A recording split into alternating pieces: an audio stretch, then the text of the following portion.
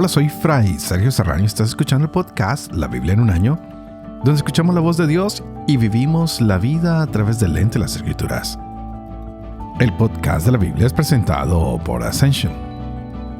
Usando la cronología de la Biblia de Great Adventure, leeremos desde Génesis hasta Apocalipsis, descubriendo cómo se desarrolla la historia de salvación y cómo encajamos en esa historia hoy. Y qué historia es la que nos están narrando los macabeos. Estamos recordando lo que ya habíamos leído en el primer libro, pero desde otra perspectiva. Vemos cómo Judas Macabeo y sus compañeros tienen ayuda del Señor. De esta manera son capaces de recuperar el templo. También han podido reconstruir la ciudad o recuperarla. Es mejor decir, de esta manera. Todavía no han empezado todos los trabajos, pero están recobrando. Y hay destrucción de altares que han puesto los extranjeros y han profanado todo el territorio. Incluso en recintos sagrados judíos también ellos han puesto altares que no deberían estar ahí.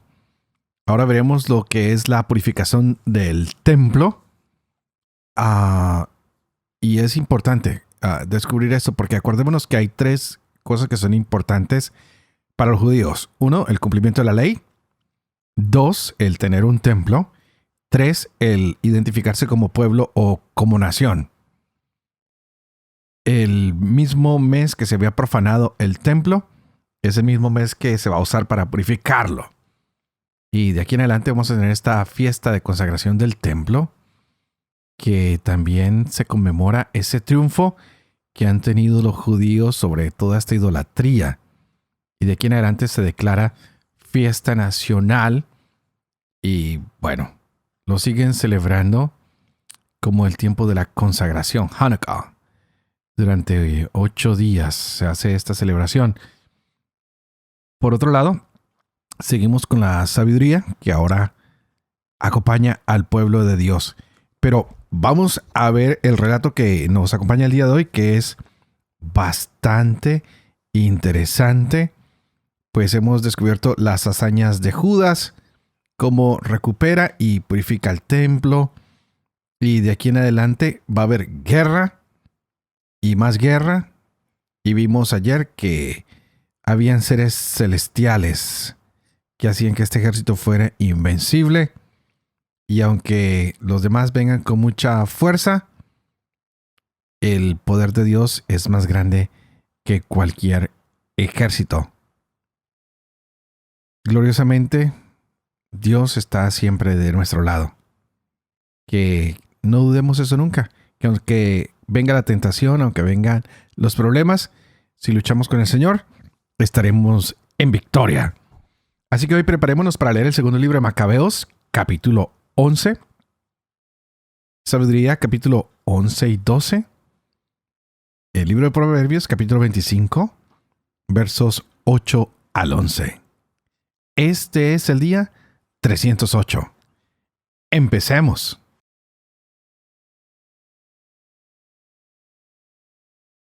Segundo libro Macabeos, capítulo 11.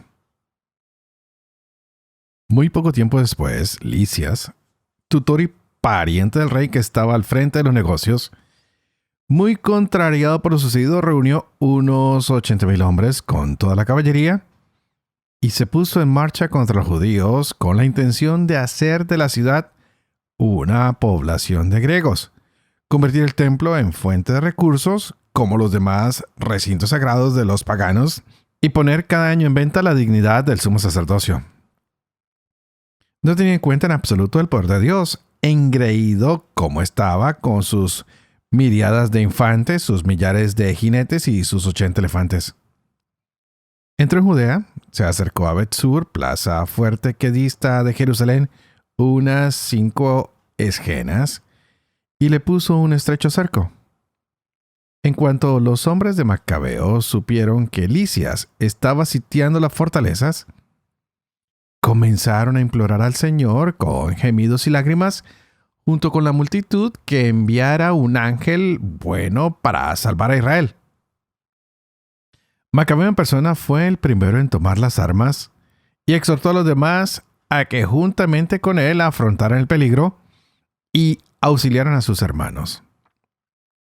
Ellos se lanzaron juntos con entusiasmo. Cuando estaban cerca de Jerusalén, apareció poniéndose al frente de ellos un jinete vestido de blanco, blandiendo armas de oro. Todos a una bendijeron entonces a Dios misericordioso y sintieron que sus ánimos se enardecían, dispuestos a atravesar no solo a hombres, sino aún a las fieras más salvajes y murallas de hierro.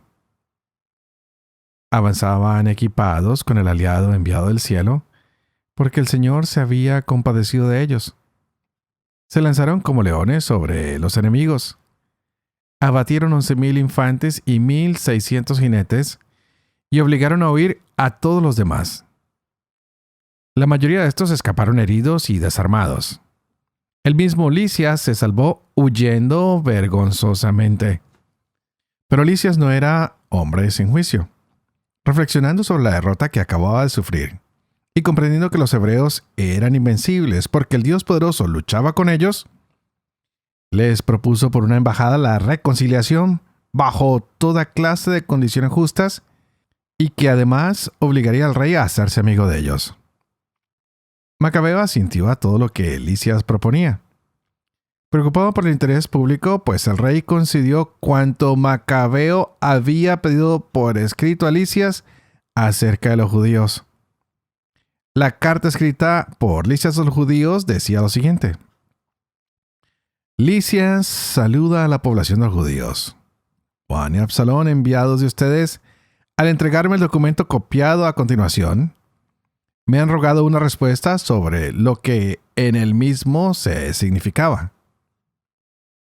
He dado cuenta al rey de todo lo que debía exponérsele. Lo que era de mi competencia lo he concedido.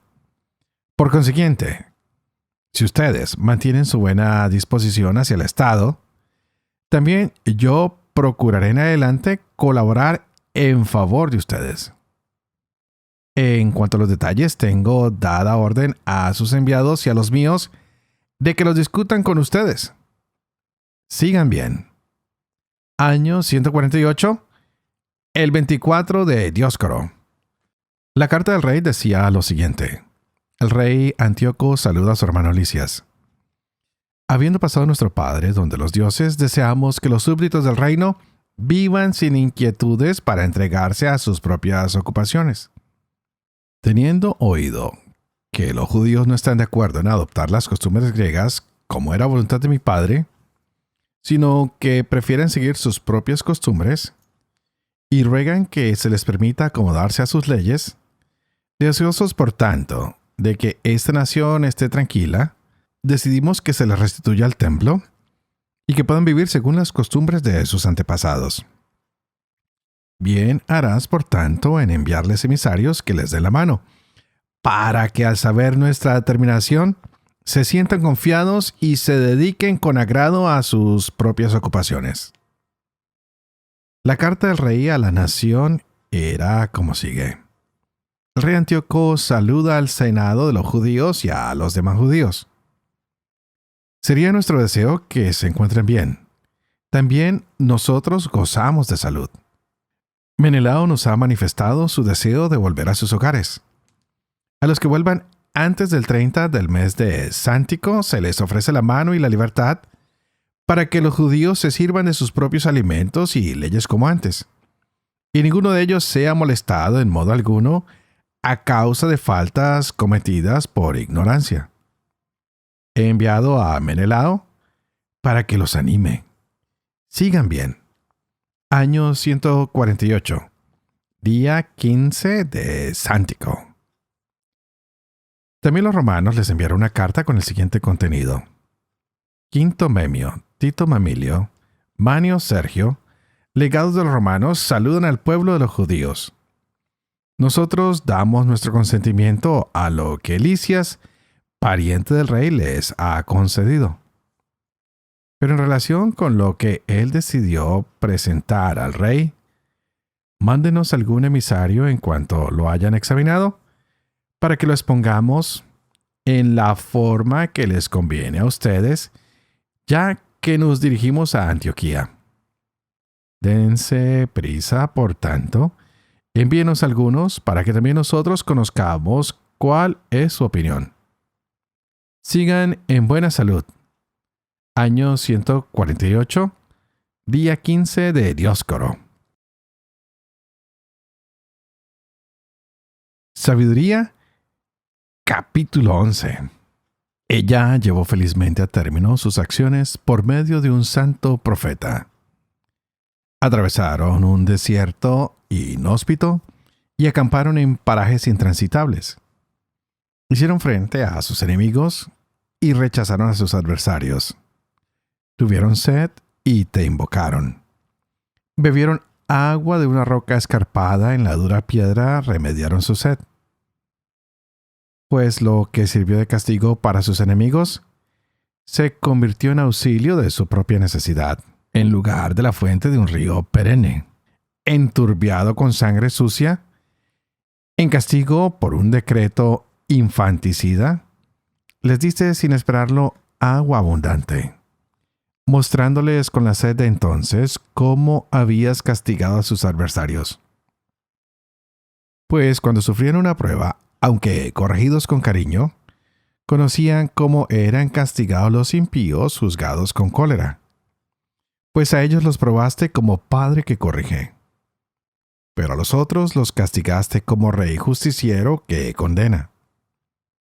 Los ausentes y los presentes se consumían por igual, pues los embargaba una doble tristeza y un lamento al recordar el pasado. Cuando se enteraban de que sus propios castigos redundaban en beneficio de los otros, reconocían al Señor. Al que antes habían abandonado, expósito y rechazado con burlas, al final de los acontecimientos lo admiraron tras pasar una sed distinta de las de los justos. Por sus pensamientos insensatos y malvados,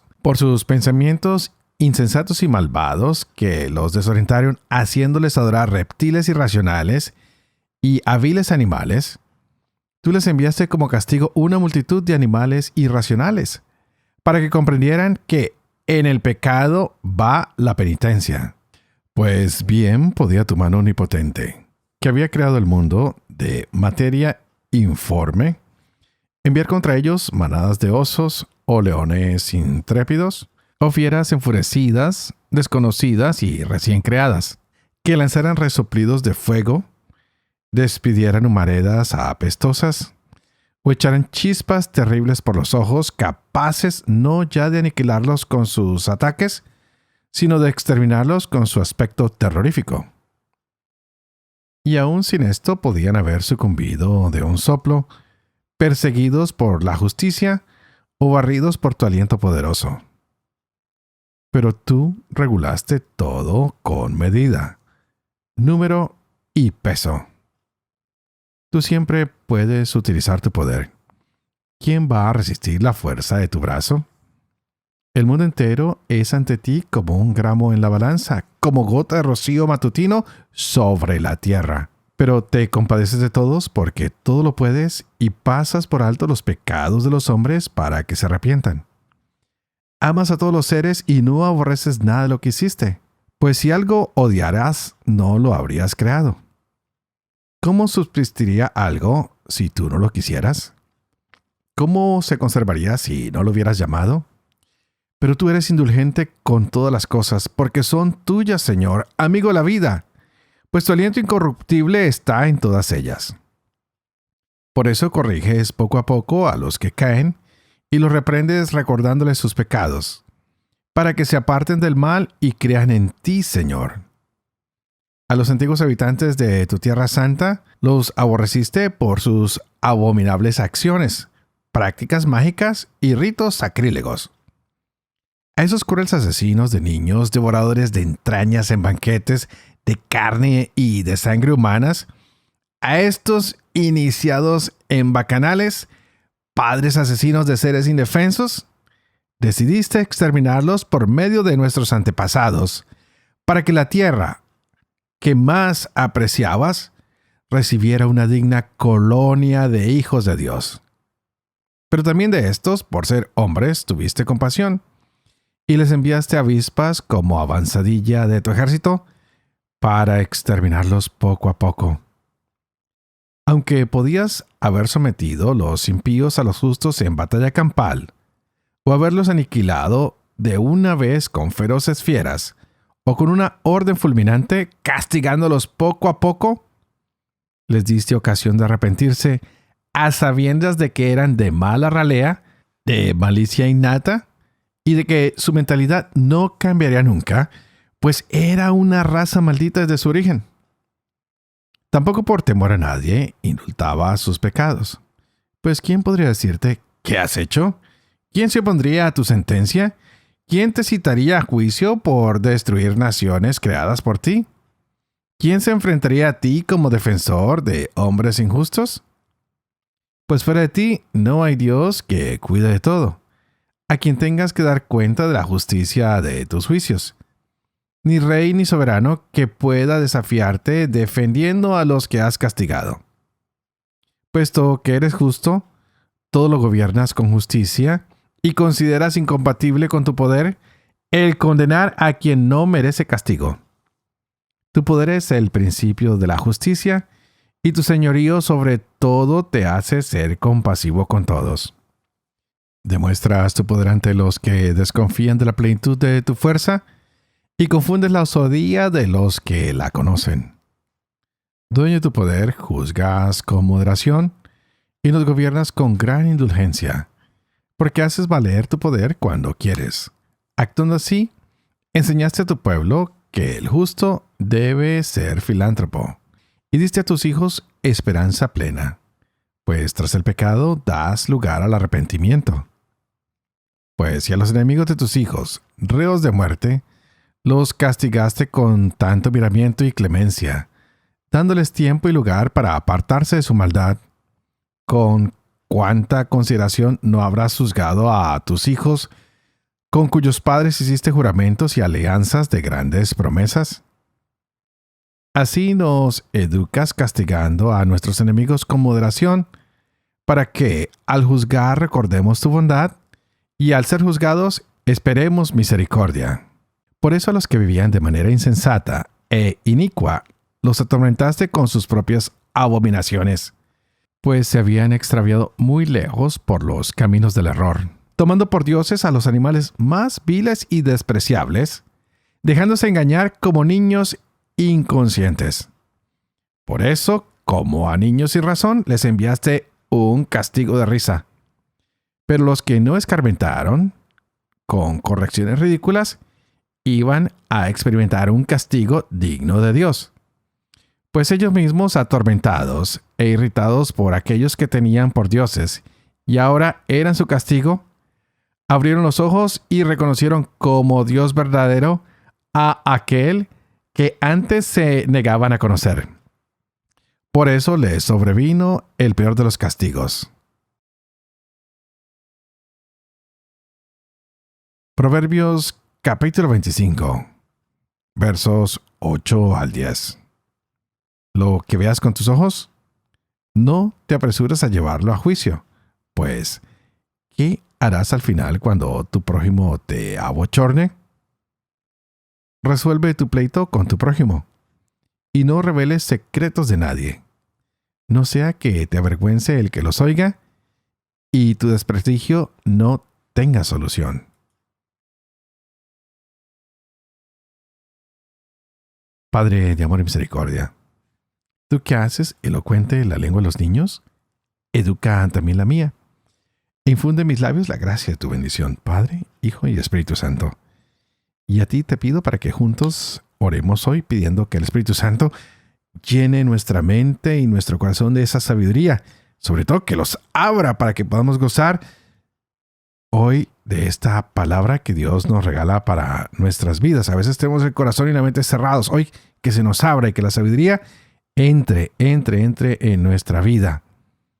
Seguimos viendo estas lecturas de la sabiduría. Quisiera empezar por ahí el día de hoy, que nos van narrando cómo la sabiduría ha estado todo el tiempo acompañándonos a través de esta historia de la salvación. ¿Y esto debido a qué? A que Dios ama a todos los seres. Dios no desprecia a nada absolutamente de lo que Él ha creado. Si Él no nos hubiera querido, pues Él no nos hubiera hecho. Pero Dios ha soñado con cada uno de nosotros, contigo, conmigo, hasta con los malos. Solo que cada uno de nosotros deja que su corazón tome un destino. Por eso hay que pedir que el Señor abra nuestra mente y nuestro corazón, que lo llene de su amor, de su misericordia, y que nos vaya mostrando el camino que debemos seguir. Vemos a esta historia del pueblo que se ve acompañado por Dios, y quien puede poner su confianza plenamente en Dios, especialmente un Dios que es maravilloso y que está castigando a los egipcios, a quienes los tenían sometidos. Parece que Dios está ignorando un poco las murmuraciones que el pueblo había hecho en contra de él, y lo único que hace es invitarlos a que permanezcan fieles a él para poderlos liberar. Siempre la sabiduría parece garantizarnos un mejor futuro. Puede uno pensar que si se somete a la sabiduría, a su voluntad, nuestra situación personal, comunitaria, familiar, nacional puede mejorar. Pero a veces preferimos dejarnos llevar por nuestras emociones, por nuestras pasiones, y se nos olvida pedir esta sabiduría que viene de Dios. Los que se alejan del Señor reciben ciertos momentos de dificultad en sus vidas. ¿Podríamos llamarlos castigos? Bueno, sí y no. Prefiero pensar que el darle la espalda a Dios nos lleva a un mundo de oscuridad. Cuando volvemos a Dios, nos llega un momento de luz y podemos encontrar una solución a nuestros problemas, a nuestras situaciones.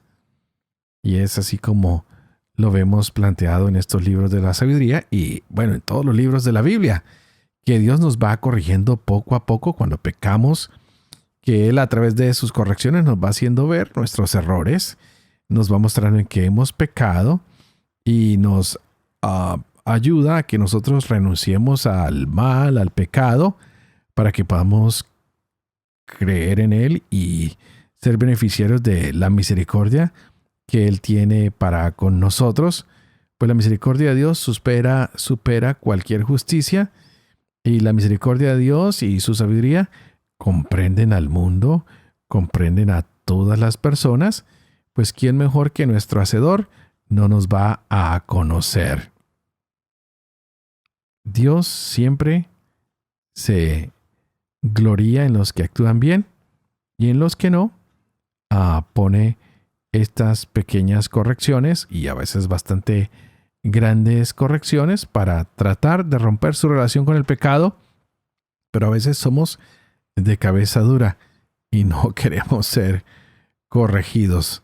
Y por eso ahora quiero regresar un momentico al capítulo 11 que hemos estudiado hoy de los Macabeos. Pues todos están bendiciendo al Señor. ¿Por qué? Porque ha tenido misericordia de ellos y pueden sentir la fuerza que Dios les da para enfrentar no solamente a los hombres, sino para enfrentar incluso a las fieras más feroces y para destruir las murallas de hierro. Cuando estamos con Dios, hay capacidad de hacer bien lo que es político, administrativo, de poder triunfar en la ciudad. Cuando estamos con Dios, podemos tener un lindo templo, un buen momento de alabanza, un buen sacerdocio, porque Él va dirigiendo nuestra alabanza. Cuando tenemos la compañía de Dios y su sabiduría, podemos rendir un buen tributo, ayudar con la economía, con las finanzas. Por eso hoy Lisias, que había puesto su confianza en el ejército, en sus miles de soldados, en su caballería, en sus 80 elefantes, cae. Mientras que Judas Macabeo vuelve a poner su confianza en el Señor y sabe que Dios es el mejor aliado para cualquier batalla de la vida. Por esta razón, Judas Macabeo tiene un triunfo que nadie lo puede negar, hasta el punto que todos quieren hacer ahora un encuentro de paz con él. Hoy en día llamaríamos esto un encuentro diplomático, para declarar ciertas libertades, tanto religiosas como de costumbres, que la gente pueda regresar a sus casas, que puedan tener templo, que puedan tener su alabanza. Y de aquí en adelante la negociación parece que se convierte en lo más inteligente que se puede hacer para evitar guerras, para evitar el deterioro de la autoridad, para evitar las muertes y el deterioro de un pueblo, para incluso parar el deterioro de la religión. Qué interesante que pudiéramos cada día a ayudarnos un poquito más haciendo negociaciones inteligentes. Cuando hay problemas en el hogar, podemos negociar y hablar cómo puede llegar la paz. Cuando hay problemas en el trabajo, podemos negociar, podemos hablar. Dejar las peleas atrás, dejar las pasiones atrás y más bien luchar porque llegue la paz y que Dios nos dé sabiduría para tomar decisiones que ayudan a el entendimiento, que ayudan a la incorporación, que permiten que todos podamos vivir en paz. Pues ya lo hemos leído y lo hemos reflexionado. El libro de la sabiduría nos enseñó que Dios ama a todos los seres, que Él no detesta nada, que Él no rechaza nada de lo que Él ha hecho. Porque si Él no lo hubiera querido que existiera, pues no lo hubiera creado. Así que dediquémonos un poco más a la paz, a la armonía, al respeto, al entendimiento, al espacio para todos. Y oremos los unos para los otros para que Dios nos dé esta sabiduría. Yo me comprometo a orar por ustedes. Ustedes, por favor, oren por mí y por favor pídanle al Señor que me ayude a seguir llevando adelante este proyecto de la Biblia en un año. Que yo pueda siempre vivir con fe lo que leo y lo que enseño. Que pueda enseñar siempre la verdad y sobre todo que pueda cumplir lo que ha enseñado. Y que la bendición de Dios Todopoderoso, que es Padre, Hijo y Espíritu Santo, descienda sobre cada uno de ustedes y los acompañe siempre. Que Dios los bendiga.